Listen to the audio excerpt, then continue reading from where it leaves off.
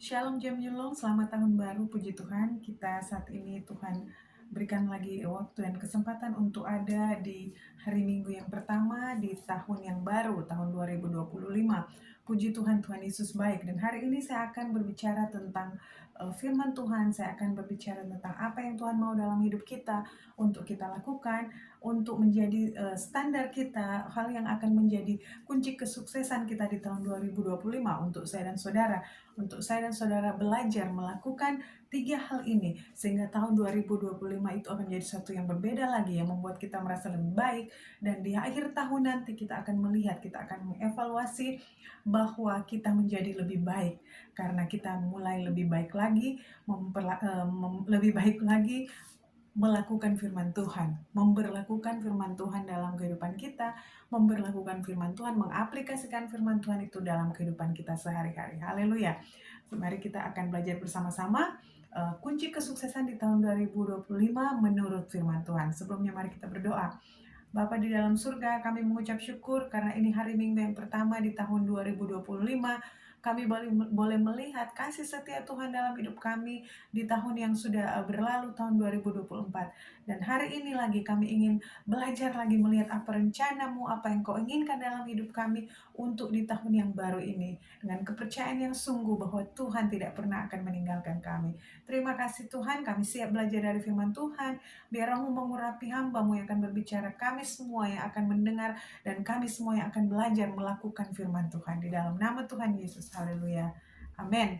Puji Tuhan, mari kita lihat bersama-sama. Yang pertama, apa yang perlu kita lakukan, apa yang perlu ada dalam hidup kita di tahun 2025 untuk kita melihat kesuksesan yang lebih lagi yang kita akan capai bersama-sama dengan Tuhan di tahun yang baru ini. Kita lihat yang pertama, berdamai dengan masa lalu dan kenyataan yang tidak bisa dirubah.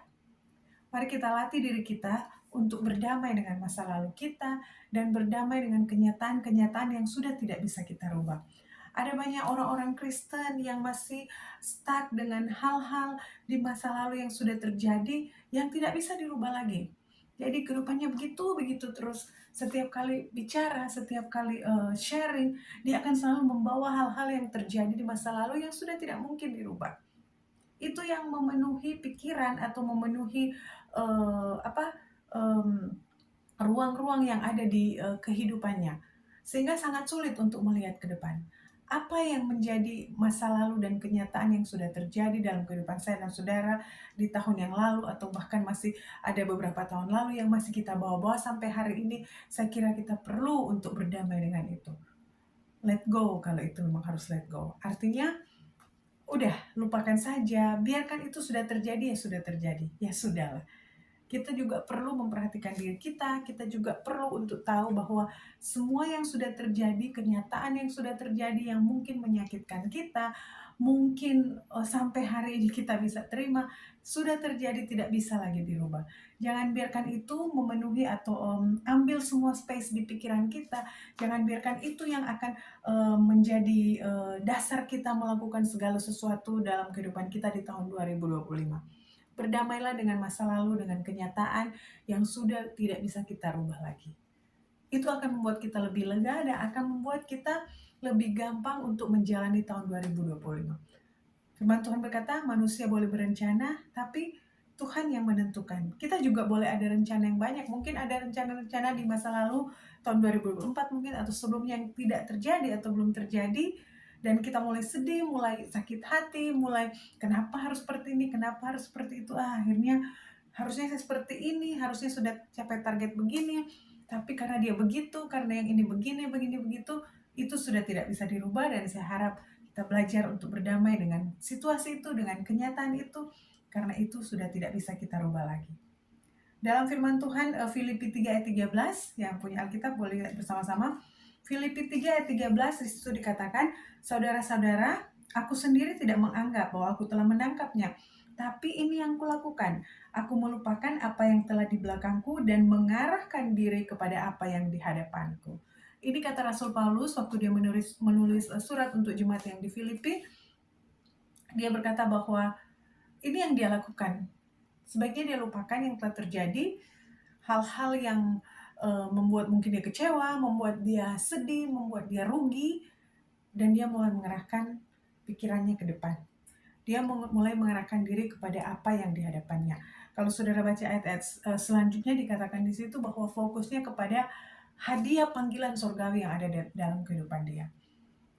Kalau saudara membaca atau mengetahui tentang profil dari Paulus ini, dia bukan orang yang bodoh, dia bukan orang yang tidak berpendidikan, dia bukan orang yang miskin.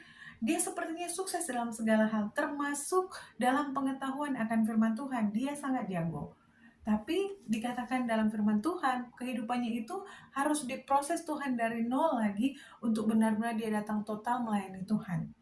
Artinya dia juga artinya dia juga mengalami hal-hal sulit. Kadang kita suka berpikir bahwa kita lah yang paling sulit. Wah, kamu tidak mengalami seperti saya sih. Jangan seenaknya berkata bahwa lupakan. Kamu tidak pernah digituin. Kamu tidak pernah rugi segini. Kamu tidak pernah seperti itu. Ya, kita memang tidak sama. Tapi jangan sampai hal-hal ini yang akan menghalangi kita untuk mengarahkan diri kita di tahun 2025 ini. Berdamai dengan kenyataan dan masa lalu yang sudah tidak bisa kita rubah lagi. Kita fokuskan diri kita kepada apa yang ada di hadapan kita tahun 2025 ini dengan semangat yang baru. Haleluya. Yang kedua, mari kita berusaha mengurangi kelemahan-kelemahan kita atau beban-beban yang tidak perlu lagi ada di tahun 2025. Saudara, kita lihat dalam Ibrani pasal 12 ayat yang pertama. Ibrani 12 ayat pertama dikatakan, karena kita mempunyai banyak saksi, bagaikan awan yang mengelilingi kita, marilah kita menanggalkan semua beban dan dosa yang begitu merintangi kita, dan berlomba dengan tekun dalam perlombaan yang diwajibkan bagi kita. Marilah kita menanggalkan semua beban dan dosa yang begitu merintangi kita. Saudara, mungkin kalau berbicara soal dosa, kita memang tidak ada yang sempurna, tapi saya kira seiring perjalanan waktu kita mengiring akan Tuhan, maka semakin kita dekat dengan Tuhan, semakin kita tidak akan mencintai dosa. Kita akan semakin menjadi sama dengan Tuhan. Itu kenyataannya seperti itu ya bagi orang-orang Kristen yang takut akan Tuhan, yang selalu mau hidup dekat dengan Tuhan. Tapi kalau berbicara soal beban-beban yang merintangi, itu berbicara tentang kelemahan-kelemahan kita, kelemahan-kelemahan manusia, berbicara tentang kelalaian-kelalaian, berbicara tentang kebiasaan-kebiasaan buruk yang bisa merugikan kita, bisa merugikan orang lain, bisa merugikan masa depan kita. Dikatakan ini harus ditanggalkan karena ini bisa merintangi perlombaan kita. Begitu merintangi kita dan berlomba dengan tekun dalam perlombaan yang diwajibkan bagi kita. Saudara, kalau berbicara berlomba, artinya kita kompetisi. Artinya itu di situ akan ada yang menang, ada juaranya. Artinya di situ ada sesuatu yang kita harus fokus. Oh, ada saingan-saingan ya, ada lawan-lawan kita. Nah, apa yang dalam kehidupan saya dan saudara, kelemahan-kelemahan apa, kebiasaan-kebiasaan buruk apa, kelalaian-kelalaian apa yang masih ada di kehidupan kita yang kadang membuat kita, perjalanan kehidupan kita terintangi atau terhalang oleh itu. Ada banyak orang merasa bahwa yang penting saya sudah tidak berbohong, yang penting saya datang ke gereja, yang penting saya tidak mencuri, saya tidak membunuh, saya tidak bersaksi dusta, itu sudah cukup. Tapi di sini ada dikatakan bahwa ada beban-beban yang bisa merintangi kita. Saudara tahu ada kebiasaan-kebiasaan buruk yang bisa merintangi kita sukses. Mungkin sebenarnya tahun 2024 kemarin kita sudah dipromosikan Tuhan untuk dipercayakan hal yang lebih besar seperti ini. Entah itu dalam keuangan, entah itu dalam pekerjaan, entah itu dalam hal apapun ya, dalam hubungan satu dengan yang lain.